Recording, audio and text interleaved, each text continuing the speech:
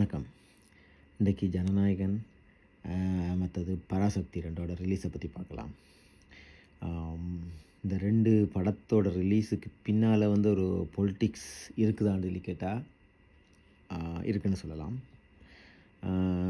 ரெண்டு படத்தோட ரிலீஸ் டேட்டுகளும் முன்னுக்கு பின்னுக்கு போனதுலேருந்து எல்லாமே அது மாறிக்கொண்டிருக்குது. ஆரம்பத்துலேருந்தே மாறிக்கொண்டிருக்கிறது ஒரு விஷயம். ஆனால் யூஸ்வலாகவே நீங்கள் பார்த்தா வந்துடுது ஜனநாயகன் வந்துட்டு விஜயோட கடைசி படம். ஸோ கடைசி படம்ன்ற காரணத்தினால வந்துட்டு அது விஜய் ஃபேன்ஸுக்கு மட்டும் இல்லை, ஒட்டுமொத்த தமிழ் சினிமா ரசிகர்களுக்குமே அது ஒரு என்னென்னு சொல்கிறது, ஒரு மெமரபுளான ஒரு ஏதோ கண்டிப்பாக பார்த்தே ஆகணும் இந்த படத்துன்ற ஒரு கேட்டகரியில் இருக்கிற ஒரு படம். அது நல்ல படமாக இதாக எதுவுமே இல்லை. விஜயை நாங்கள் ஒரு ஆக்டராக பார்க்க போகிற கடைசி படம்ன்ற அந்த ஒரு தோட்டம் எல்லாருக்குமே இருக்குது. ஸோ அதனால் வந்துட்டு அந்த ஜனநாயகன்றது கண்டிப்பாக ஒரு பெரிய ஒரு லெவலில் எதிர்பார்த்து கொண்டு வந்த ஒரு படம். யூஸ்வலாக நமக்கு தெரியும், தியேட்டரை பொறுத்தவரையில் வந்துட்டு ஒரு இப்போ இந்த காலத்துலலாம் ஒரு 2 வீக்ஸ் கலெக்ஷன் தான். அந்த 2 வீக்ஸுக்குள்ளே அந்த தியேட்டரில் எவ்வளவு படம் ஓடுது, என்ன மாதிரி ஓடுதுன்றதை வச்சுக்கொண்டு தான் அந்த படத்தோட மாதம், அந்த ஹீரோவோட மாதம் வந்துட்டு அதில் பார்க்கப்படும். அவர் எவ்வளோ பெரிய ஹீரோன்றதும் அது எல்லாமே அந்த கலெக்ஷனில் தான் இருக்குது. ஸோ அதனால் அந்த 2 வீக்ஸுக்குள்ளே இருக்கிற எல்லா தியேட்டரையுமே மோஸ்ட்லி படத்தை போடுவாங்க. ஏன்னா அந்த 2 வீக்ஸுக்கு அப்புறமா யூஸ்வலாக ஓடிடியில் வந்துடும், இல்லை எங்கேயோ ஆன்லைனில் வந்துடும். ஸோ அந்த ரிவ்யூஸ் எல்லாம் பார்த்ததுக்கப்புறமா போகிறவங்களோட இதெல்லாம் குறைஞ்சிடும், நம்பர்ஸ் குறைஞ்சிடும். ஸோ அதனாலேயே முடிஞ்ச அளவுக்கு ஃபோக்கஸ் பண்ணி அந்த ஃபர்ஸ்ட் ஃபியூ டேஸுக்குள்ளே அந்த கலெக்ஷன் எவ்வளோ கிடைக்குதுன்றது தான் பாயிண்ட்.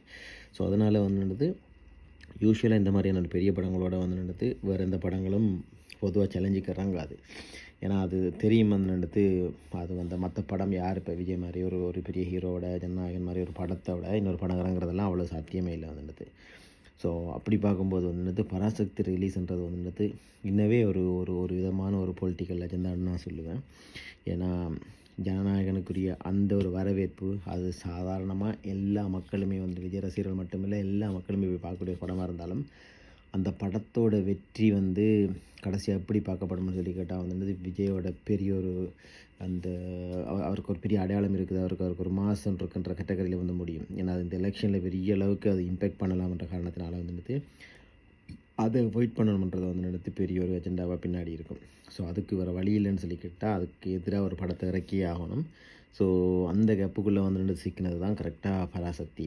வேறு வழி இல்லைன்னு சொல்லி கேட்டால் பராசக்தியை கொண்டு அதுக்குள்ளே பராசக்தி அந்த எப்படி சொல்கிறது, விரும்பி போனன்ற கேட்டகரியில் இல்லாமல் என்ன எதுக்குடா இதுக்குள்ளே இழுத்து விட்டீங்கன்ற கேட்டகரியில் தான் சொல்லலாம். அந்த மாதிரி தான் அந்த பராசக்தின்றது உள்ளுக்குள்ளே வந்துருக்குது. பராசக்தி ஒன்று இதான சொல்ல நல்ல படம். எனக்கு தெரிஞ்சு இந்த அந்த காலத்தில் நடந்த அந்த ஹிந்தி திணிப்புக்கு எதிரான போராட்டத்தை பற்றி வந்த படம் கண்டிப்பாக நானும் பார்ப்பேன். அதிலெல்லாம் நான் மாற்று கருத்து இல்லை எனக்கு பட் தியேட்டரில் போய் பார்ப்பேன் கேட்டால் நானுமே ஒரு கொஷன் தான் கேட்டால் அது ஒரு பொலிட்டிக்கலி ஒரு ஒரு ஒரு அஜெண்டா இருக்கிறதுனால அந்த ஒரு கொஷன் எனக்கு இருக்குது, போய் பார்க்கணுமா என்ற ஒரு கொஷன் இருக்குது இப்போ வரைக்குமே எனக்கு. ஆனால் என்னத்தை சுற்றி பார்த்தாலும் ஒரு கட்டத்தில் ஜனநாயகனை கொண்டு அதோட பராசக்தியை கொண்டு இறக்கும்போது விஜய் வர்சஸ் எஸ்கே என்ற கேட்டகரியில் விழுந்துச்சுன்னு சொல்லி கேட்டால் டவுட்டே இல்லை, கண்டிப்பாக அது விஜய்ன்றதுலேயே போயிடும். அது எல்லாருக்குமே தெரியும். ஏன்னா அப்படி ஒரு கொஷனுக்கே இடம் இருக்காது அங்கே. ஸோ அதனால் அந்த மாதிரியான ஒரு விஷயம் போற்ற ஆச்சுன்னு சொல்லி கேட்டால் அது ஒரு பெரிய ஒரு இதில் விவாதத்தில் முடியும். ஏன்னா விஜய்க்கு கிட்டத்தட்ட ஒரு ட்ரிபியூட் பண்ணுற மாதிரியான ஒரு இதில் தான் இந்த படம் வருது. ஸோ அதனால் விஜய் ஃபேன்ஸ் மட்டும் இல்லாமல் ஜென்ரல் ஆடியன்ஸ் எல்லாருமே அதை பார்க்கணும்னு ஒரு ஆர்வமாக இருக்கிறாங்க. ஸோ அந்த நேரத்தில் எஸ்கே இந்த இடத்துல எஸ்கேட படமும் பராசக்தி இதில் இறங்குறதுன்றது பெரிய ஒரு ட்ரோபேக்காக தான் இருக்கும். அதனால தான் ஜென்ரல் ஆடியன்ஸை காம் பண்ணணும். முக்கியமாக ஜென்ரல் ஆடியன்ஸை காம் பண்ணலன்னு கேட்டால் அது பெரிய ஒரு இம்பேக்ட் ஏற்படுத்தும். என்ன தான் சுற்றினாலும் யூஸ்வலாக இப்போ ஜனநாயகனுக்கு அந்த ஒரு ஃபியூ வீக்ஸுக்கு எல்லா தியேட்டரும் புக் ஆச்சுன்னு சொல்லி கேட்டால் அவங்கள எதிர்பார்த்ததுக்கு மேலால் கலெக்ஷன் ஒரு பெரிய ஒரு கலெக்ஷன் உருவாகி அது ஒரு விஜயோட மாசன் இது நிர்ணயிக்கப்பட்ட மந்திரத்தில். ஸோ அதனால் அதுக்கு அலோவ் பண்ணக்கூடாதுக்காக தான் பராசக்தி உள்ளுக்குள்ள பராசக்திக்காகவே ஒரு குறிப்பிட்ட தியேட்டர்ஸ் பிளாக் பண்ணப்படும். பராசக்திக்காக குறிப்பிட்ட தியேட்டர்ஸ்கள் பிளாக் பண்ணப்பட்டாலும் ஜென்ரல் ஆடியன்ஸ் அங்கே போக மாட்டாங்கன்னு சொல்லி கேட்டால் என்ன பொறுத்தவரை ரெண்டு பக்கமுமே பார்த்தா கிடைச்ச தியேட்டர் அத்தனையிலையுமே ஜனநாயகனுக்கான கூட்டம் நிரம்பி வழியும். ஆனால் பராசக்திக்கு அவ்வளோ இருக்காது. ஸோ அப்படி பார்த்தாலுமே அதுவும் ஒரு தோல்வியாக தான் முடியும் அந்த இடத்துல.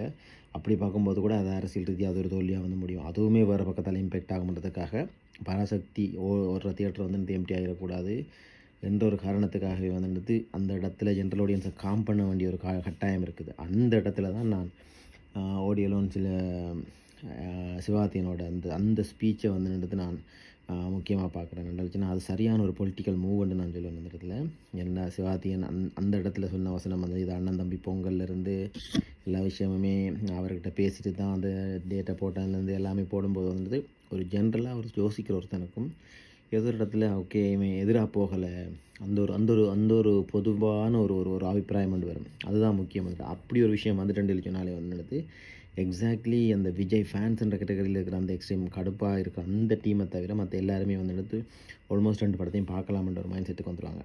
அதுவே இவங்களுக்கு ஒரு பெரிய சக்ஸஸ் தான்ன்றது எனக்கு தெரியும்.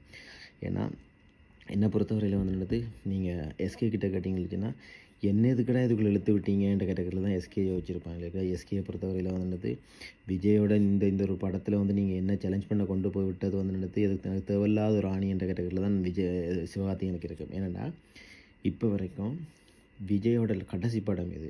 இந்த கடைசி படம் முடியலைன்னா விஜய்க்கு இந்த படம் முடிய இதுக்கப்புறமா விஜய்க்குரிய படம் இல்லைன்ற கேட்டகரியில் இருக்கும்போது வந்து விஜயோட ஆடியன்ஸ் அத்தனை பேருமே ஆட்டோமேட்டிக்கலி அப்படியே வந்து சிவகார்த்திகேயன் பக்கம் சாய்வாங்க. இது ஜென்ரலாகவே நடக்க போகிற ஒரு தியரி வந்துடுது.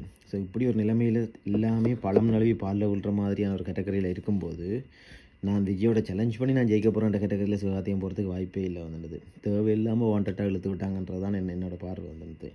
ஸோ அந்த விஷயத்தில் பார்த்தா இந்த ஆடியோ லான்ச்சில் வந்து சிவகார்த்திகேயன் அதில் பேசின விஷயமா இருக்கட்டும், அது பொலிட்டிக்கலி அந்த விஷயம் வந்து ஷெட்யூல் பண்ணப்பட்டு சிவகார்த்திகேயன் இதை பேசினா ஜென்ரல் ஆடியன்ஸை காம் பண்ணி தியேட்டருக்குள்ளே அவங்களையும் உள்வாங்கிடலாம்ன்ற ஒரு கேட்டகரியில் வந்துட்டு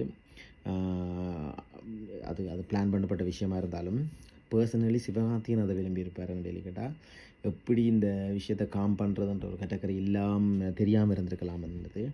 ஏன்னா அது ஓவராலாக பார்க்க போனால் வந்து தனியாக விஜய் ஃபேன்ஸ்ன்ற கேட்டகரியில் இல்லை, இப்படி ஒரு விஷயம் உடைஞ்சுதுன்னு சொல்லி கேட்டால் இதுக்கப்புறமா வந்து சிவகார்த்திகேயனால் அதை ஒட்டவே முடியாதுன்னு சொல்லி கேட்டால் அது வேறு மாதிரியான ஒரு இதில் பிம்பத்துக்கு போயிடும். இந்த நேரம் பார்த்து அவருக்கு விஜய்க்கு ட்ரிபியூட் பண்ண போகிற அந்த கட்டத்தில் வந்து போட்டியாக இந்த ஒரு படத்தை இறக்குனன்ற கேட்டகரியில் வந்து விழுந்தாலே ஒரு பக்கத்தால் அந்த ஆடியன்ஸோட நகர்வு வந்து ஃபுல்லாகவே மாறிச்சுன்னு சொல்லி கேட்டால் அதுக்கு பிறகு அதை நினைச்சாலும் இழுத்து பிடிக்க முடியாது. ஸோ அதனால தான் என்னை பொறுத்தவரையில் வந்து சிவகார்த்திகேயனுக்கும் பெரிய சந்தோஷமாக இருக்கும் அந்த இப்படிப்பட்ட ஒரு சொல்யூஷன் கிடைச்சது. நான் இதுவுமே ஒரு பொலிட்டிக்கல் மூவாக கரெக்டாக நான் பார்க்குறேன். ஸோ அப்படி பார்க்கும்போது வந்துட்டு இந்த நேத்தியான ஸ்பீச்சுக்கு அப்புறமா ஆல்மோஸ்ட் ஒரு ஜென்ரல் ஆடியன்ஸ் ஒரு மைண்ட் செட்டுக்கு வந்திருப்பாங்க. ஆனாலும் இதுக்கு பிறகு இந்த படம் ரிலீஸுக்கு அப்புறமா தான் தெரியுமான்னு சிவகார்த்திகேயனோட வளர்ச்சி எப்படி இருக்க போகுது. இந்த படம் 2 ஒன்றா வந்ததுனால சிவகார்த்திகேயனோட அந்த ஒரு வளர்ச்சியில் எவ்வளோ பெரிய இம்பேக்ட் இருக்க போகுதுன்றது இதுக்கு பிறகு தான் தெரியும். அது இப்போதைக்கு எந்த விஷயமும் தெரிய போதில்லைன்னு கேட்டால், ஆனால் 2 படமும் வரட்டும், எப்படி வருதுன்னு சொல்லி பார்த்துக்கலாம், என்ன மாதிரி போகுதுன்னு பார்ப்போம். பார்த்துட்டு தொடர்ந்து பேசலாம். நன்றி.